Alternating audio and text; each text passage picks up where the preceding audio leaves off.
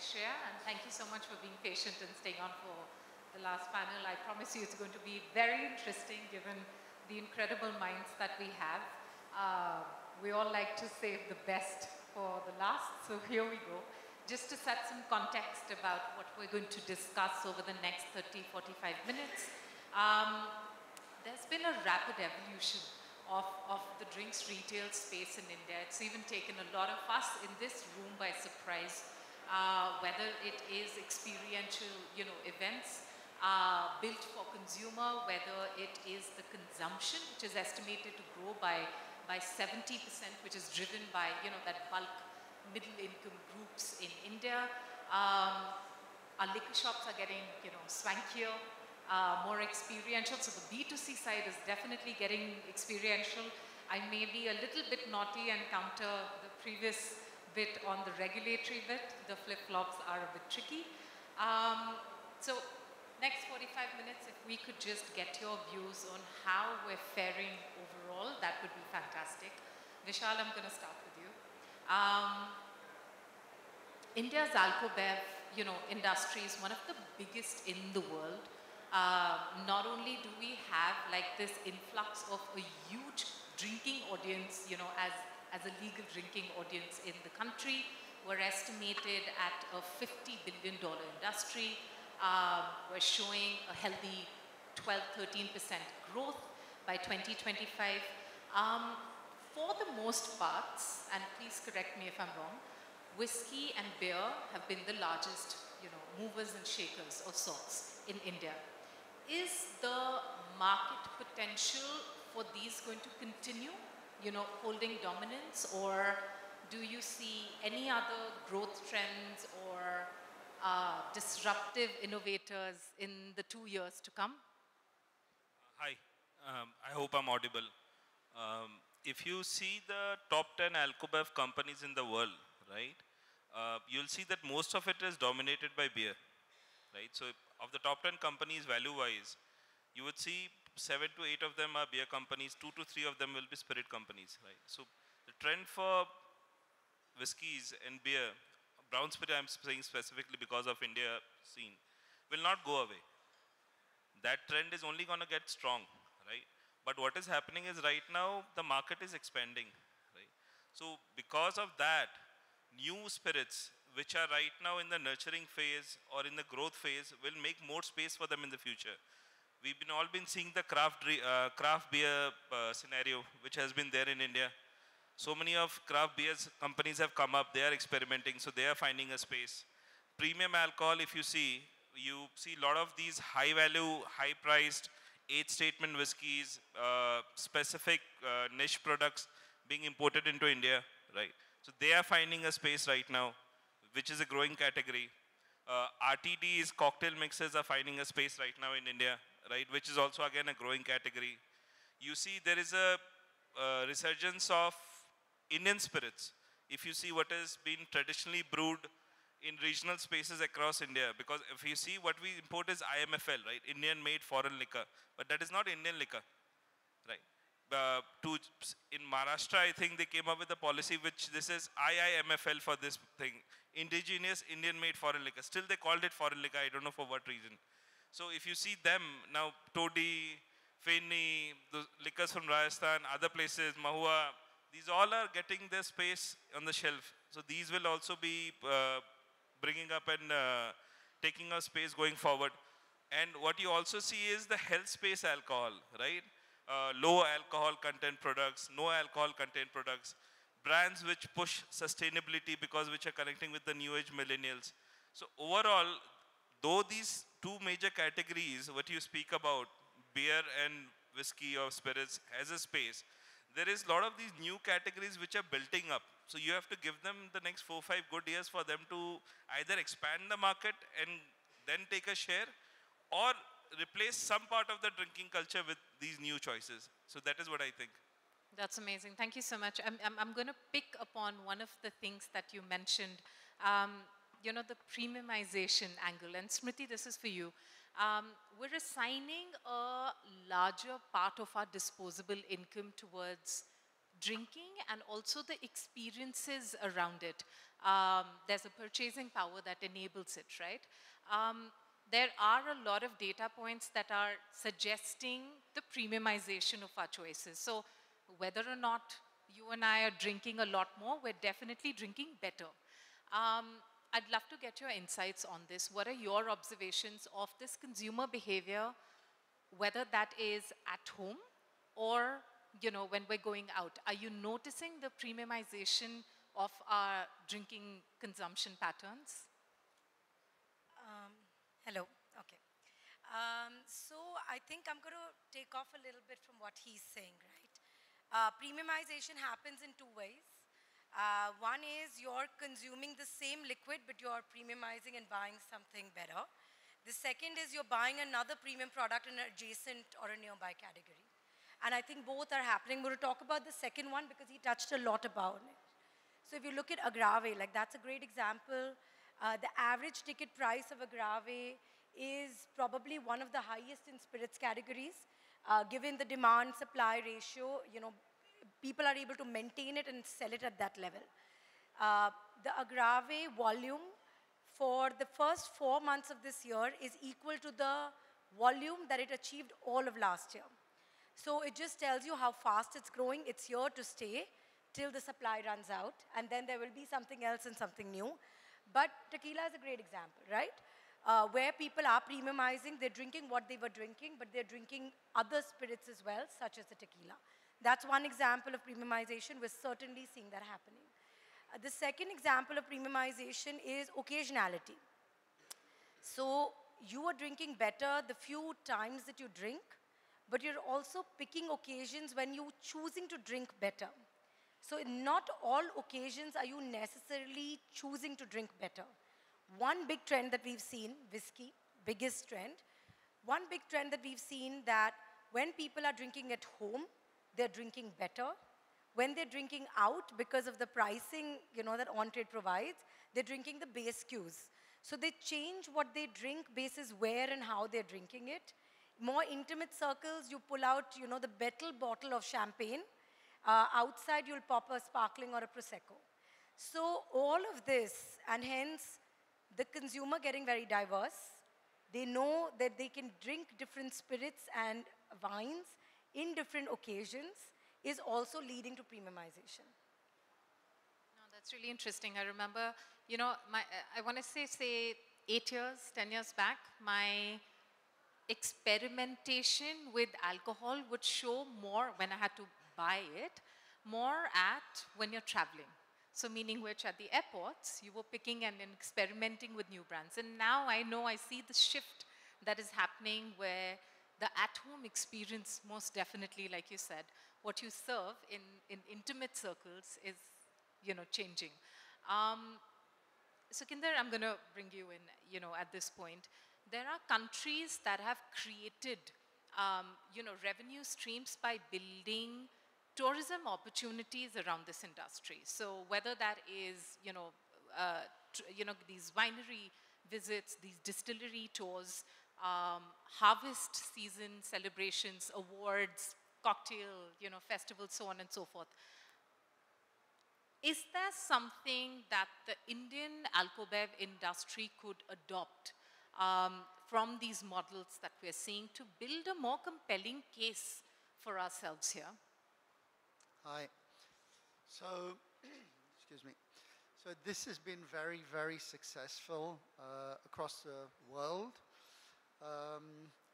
I would say it's actually one of the best forms of marketing you can get, especially distillery tours, visits, because you then understand how the product is produced. You understand that there's a lot of passion that goes into this. There's a lot of craft that goes into this. And you're taught the right way to drink it, yeah? And what happens is, because you're at the right place, you're immersed with everything around the product, the chance when you're visiting that you'll buy a bottle at the end of the tour is very, very high, yeah? A lot of companies have used this as marketing tools. I know a lot of small distilleries in Scotland that were generating 10 to 20% of their profit, not revenue, profit from this. Why? Because they were going direct to consumer. They missed out all the middle people. They didn't need a distributor, they didn't need a wholesaler, they didn't need a retailer. They were production and consumer. So their profit element was very, very high. One amazing example I have is in Taiwan, which is Kavalan Distillery. So because it's a new distillery, they built it around the consumer experience. And what they did was they built it so vast that they could expand it and grow the tourism.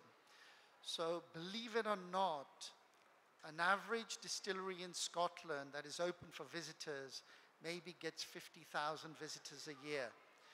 A very good distillery in Scotland gets 100,000 visitors a year.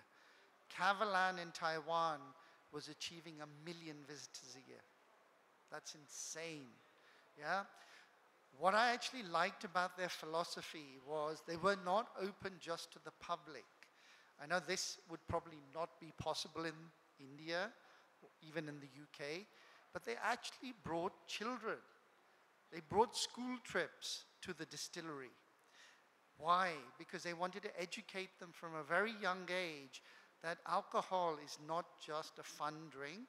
It's actually a very serious drink that is made with a lot of care, and you should drink it with respect and drink it with love and drink not too much, but drink it in the right way. So I think that's been really powerful, as well as tours. You've got awards, award ceremonies. I think in the West, the award ceremonies are a little bit out of control. It's become a money-making machine. There's too many. There's only a handful that I respect, including IWSC and ISC. They do it properly. I think what makes awards is the judges. The judges need credibility. They need to have worked in the industry a long time. They need to really understand the trade. And they need to be good with liquid, of course.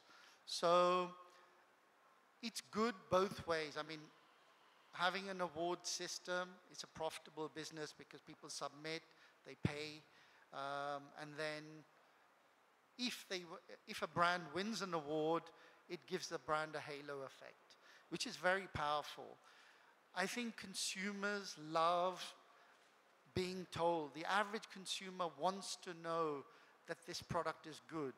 As I've said this earlier, when you walk into a shop and you see 200 different gins or 200 different whiskeys, it's daunting, it's quite scary, So when you see a bottle and it has a little emblem saying this won an award, a gold medal, you feel comfortable. When you read a blog from a reviewer to say, I rate this whiskey very, very high, or this spirit very, very high, I give it 90 points plus, or I give it a gold. People trust that. People like that, and that's powerful. No, I love that. There's this one bit that you spoke about, which is also the consumer experiences, right? What we were programming for the drinking community, say, as close as 5 years back versus the nuances and the consumer touch points that are being built into that experience today, vastly different. And one of the people who I always credit for that experiential marketing is always Smriti. She and her team have often commissioned very consumer forward and centric experiences. I've had the opportunity to learn from you and your team on this bit. I wanted to get your take on the experiential economy for the drinks community. Is there an expectation setting that has changed or evolved, especially in the last kind of 3 years? Do you see a couple of trends emerging in the new year in terms of the B2C experiences in the alcobev space? Yeah. Actually, there's a lot happening. And it's a outcome of what's happened during COVID, right? Everybody has been globally trotting during COVID on their devices, and they've gotten exposed to pretty much what has happened in the past globally, what is on point, on trend, etc. Indians are the biggest cohort of Instagram users in the world, and not short, Facebook and all of it. So essentially, Indians are leading what is being viewed digitally. Indians are the biggest followers for American celebrities, Korean celebrities, everything. So we're influencing a lot of content that is getting created and viewed internationally. So with that comes a digital fatigue, and hence the need for in-person. Everybody's just tired of viewing, and they want to immerse now. And this has been going on for about a year. And I think the same amount of immersion fatigue has set in even in events. Like if you ask, anybody from the industry, the amount of events that they go to, people are first going to crib that it's event fatigue. Don't make me sit down for another 2-hour dinner. I cannot do that, right? I want to be in and out of here in 20 minutes. It's putting a lot of pressure on what we can do, because it's almost like you're creating digital content in person, and it takes a lot of bandwidth, innovation, creation to get an in-person event done. So this is the consumer expectation, this is the influencer expectation, this is the industry expectation. That's, players, like yourselves with on-trade outlets, 5-star hotels, that is the expectation of players like us. So what do? You have to create programs and immersions which can have a life of their own, almost like an ecosystem program, rather than drop programs which are just experiential. So you need to integrate the story of the brand, the product, the experience, what the partner wants, and how long can this last, rather than creating single drops anymore. You need to create ecosystems which have their own voice and have a longevity to the program. So I think that becomes a creative exercise. But the consumer demand is, of course, very high. It's oftentimes when we do consumer FGDs, you've been on some of them, Shreya, we hear, I want to experience something which is once in a lifetime, but in India, in my home, and not pay too much for it. That is your Indian consumer. So that is the expectation of people like us, and the demand is, of course, very high. And the other thing I want to say is that Indians know that they have arrived. They know that they are influencing a lot of what is happening in the world, and hence they deserve nothing but the best. And in India, and international brands need to bring that to them at their doorstep. They're not willing to go, while they love to do the distillery tour, but they want this here as well. So I think that there is, of course, a lot of expectation, a lot of change, great push for the industry to innovate and create. I agree. I feel like a lot of it feels like a response. I'm going to let you. A lot of it feels like a response to the demand coming from the consumer itself. And thereby there's a little bit more creativity and innovation at play when we're programming these experiences to bring them into the universe of the brand of sorts. Sorry, you were saying? Sorry, I was gonna pick up on that. I agree with you. I think there seems to be a bit of an attitude. And I think what I personally feel is sod them. Yeah? Forget about them. I think events need to be created for different target sets. Then they need to be very, very different. Whether they're a fun event in a bar, whether they're, as you say, a tutored tasting. I think different cities in India have different attitudes as well. And one thing I strongly believe is events should be paid for. Yeah? Because if someone's willing to buy a ticket to come to an event, it means they're serious. Yeah? If it's invite and it's free, it's just coming to have a few drinks. So I think it should definitely be paid for.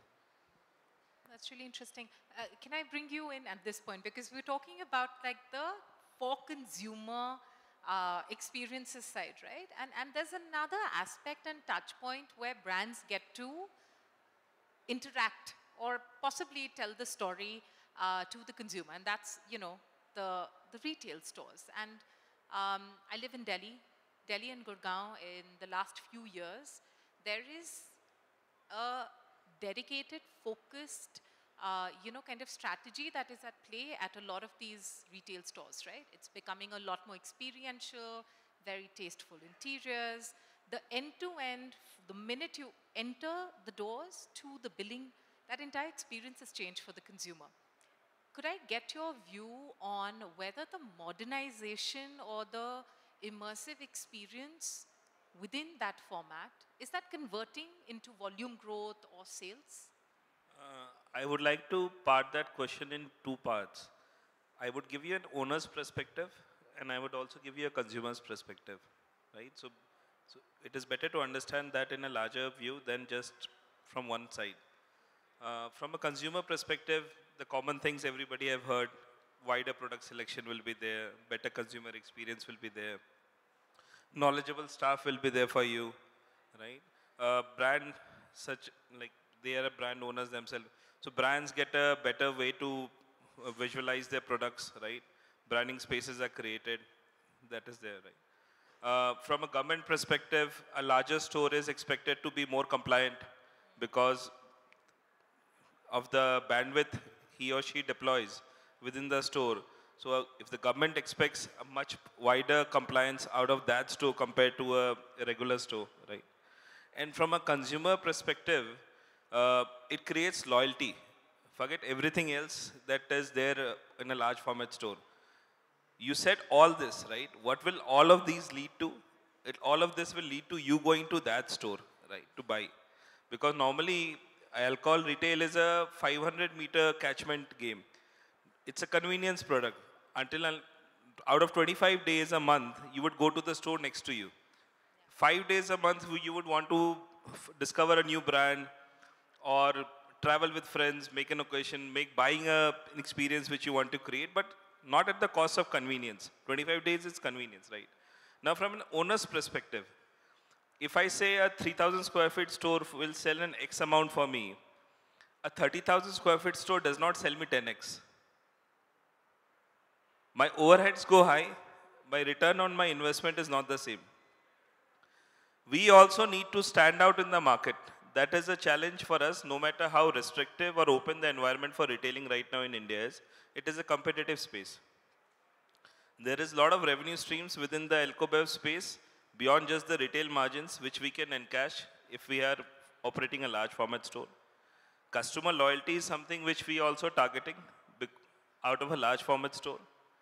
And to be better prepared for what is going to be happening in the next 10 years. So you'll understand that large format stores today are an opportunity to be ready for what the industry is going to be 10 years down the line. We all say e-commerce, Instagram, Facebook, social media is one of the worst investment you can find for alcohol. No alcohol sells on social media. People talk about premiumization. Premiumization will also hit a cliff. If you're not, there is a point to which you can premiumize and sell alcohol. Now consumers understand. If consumers are coming to me, they compare state prices. Haryana mein itna mein milta hai, aapke yahan to itna daam hai. How do we buy? We rather take a flight to Haryana and bring 2 bottles back and it is cheaper for us, right? So there, we are trying to find what is the next niche for us as an industry. For us as an industry, we believe if we can open large format stores today and entice the customers to discover more brands and more variety and to expand his or her preferences, then as an industry we can grow. Because if you keep selling the same product we've been selling for so many years, you will only grow as much as the industry is growing organically, right? So if you want to grow inorganically, you have to do a little more. So that is one challenge we are addressing. That's really interesting, but also maybe a wee bit startling for the content creator economy in India around that. Sukhinder, could we get your global view on that? I mean, are you spotting any opportunities for the alcobev, industry? Are you spotting those?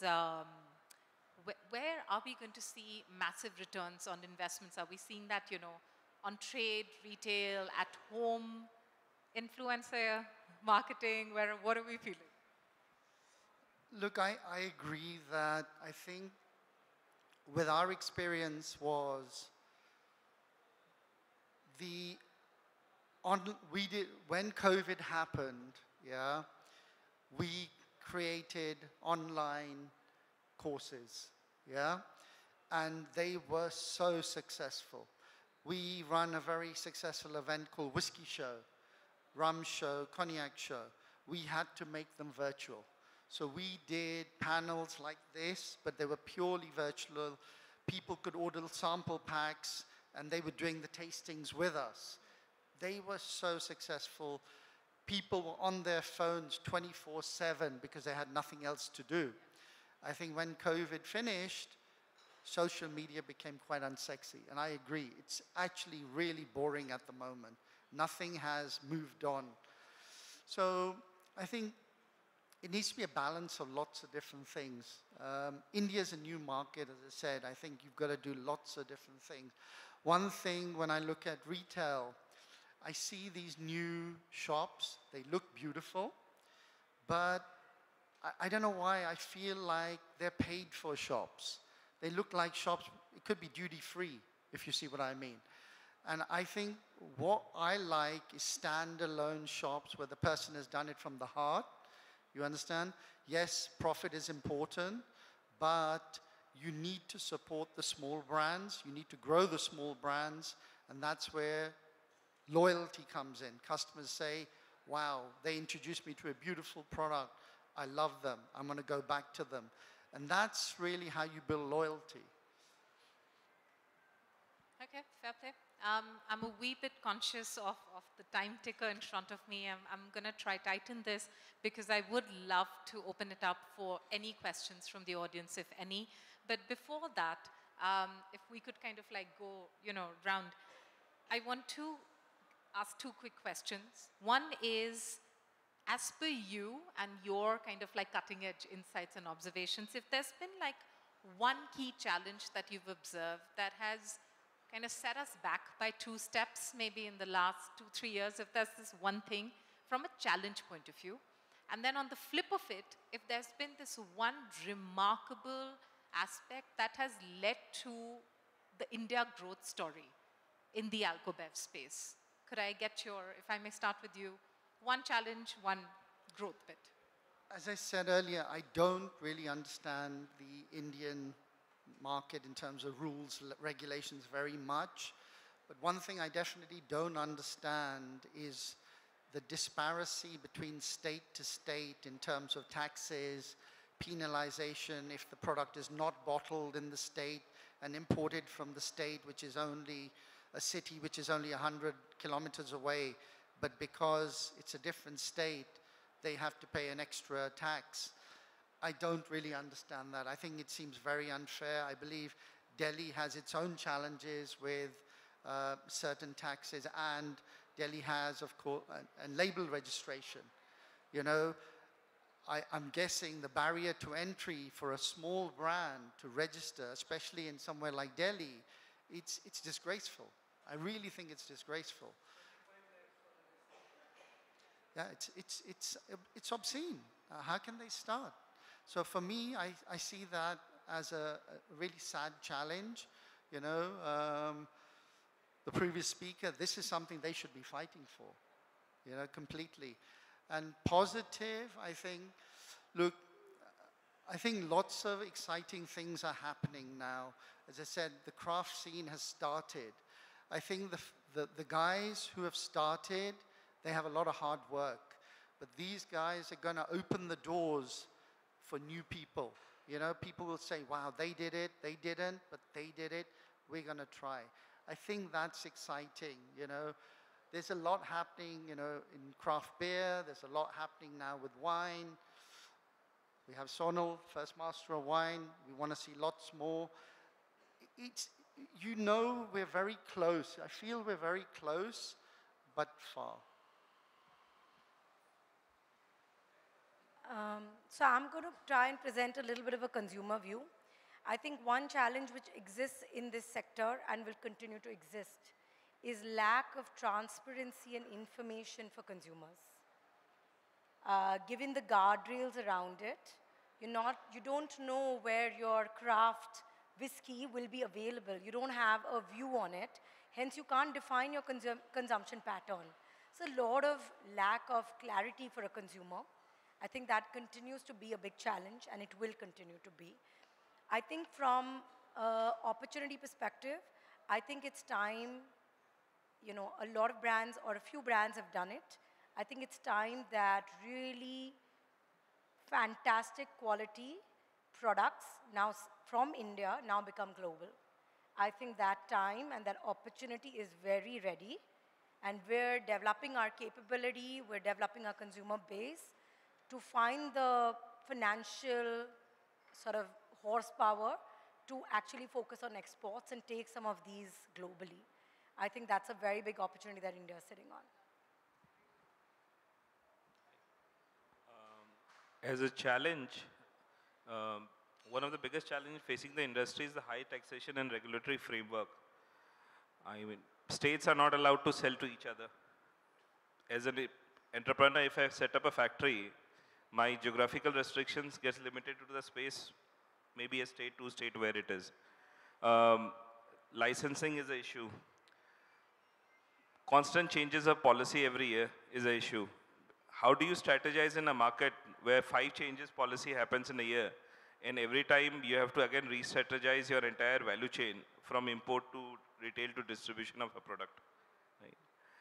We also see the socio-economic side of it because the government has put alcohol in the Prohibition Act of India. So under the Prohibition Act of India, it basically says that every year the consumption should reduce and the taxation should go high.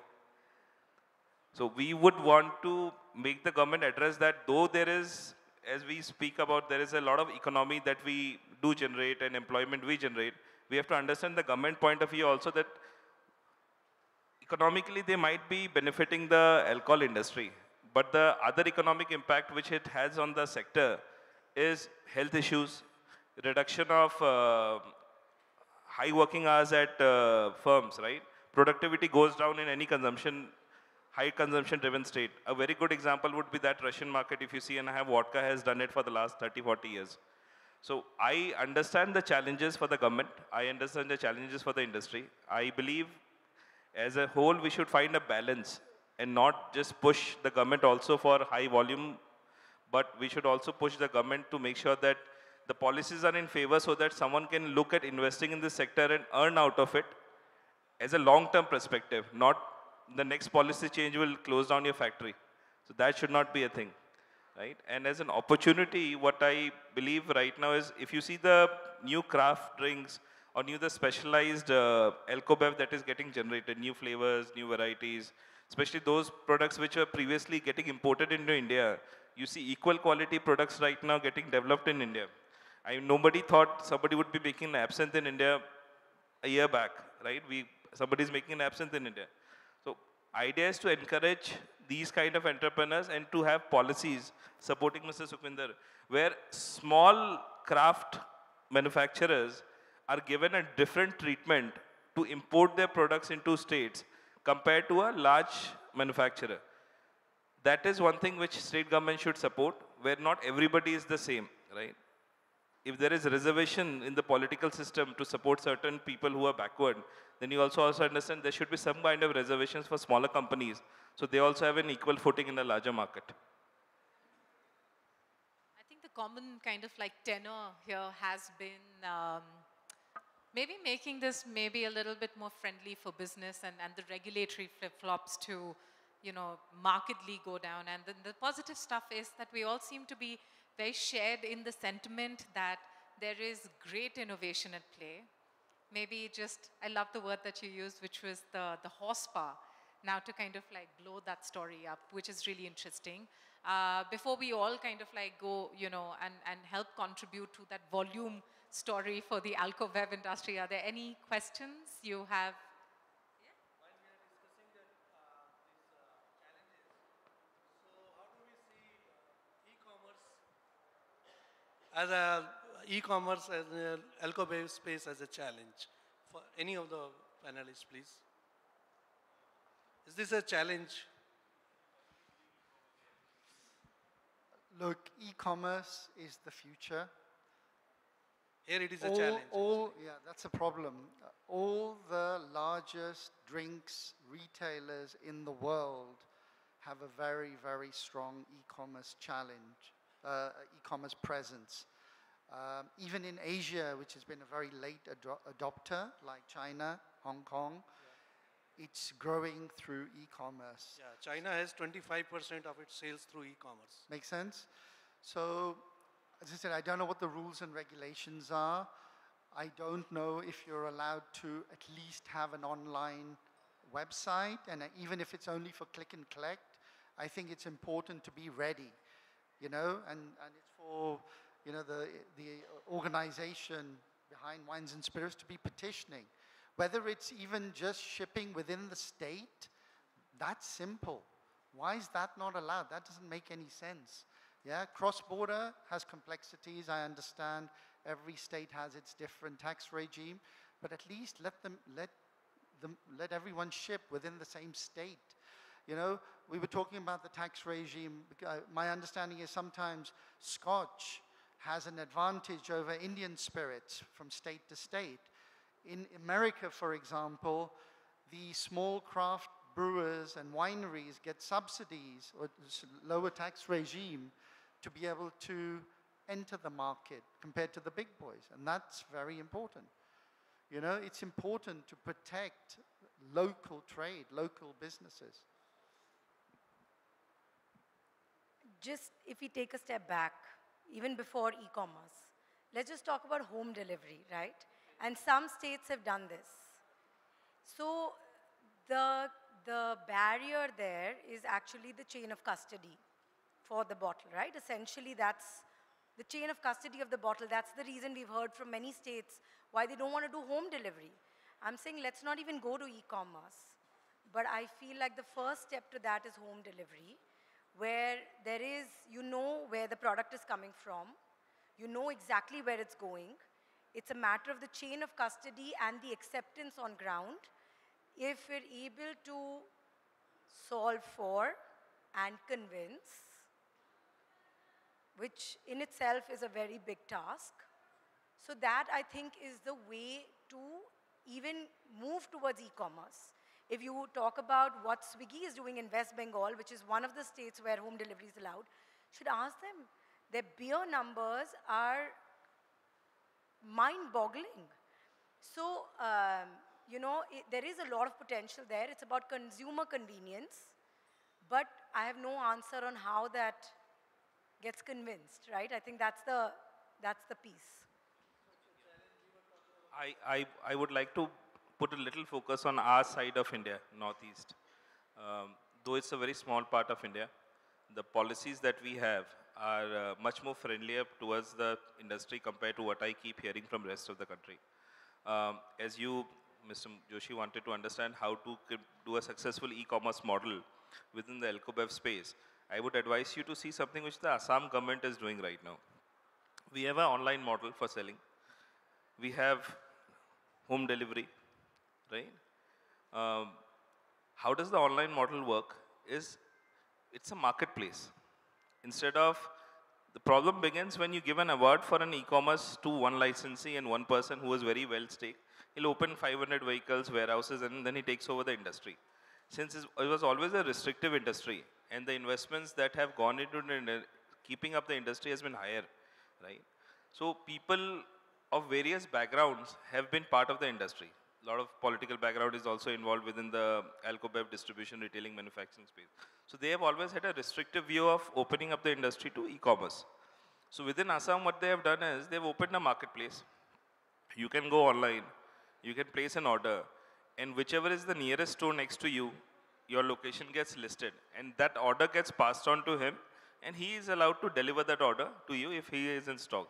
In that way, e-commerce is not stepping on the existing route to market. It is integrating the route to market as a part of its own form of working.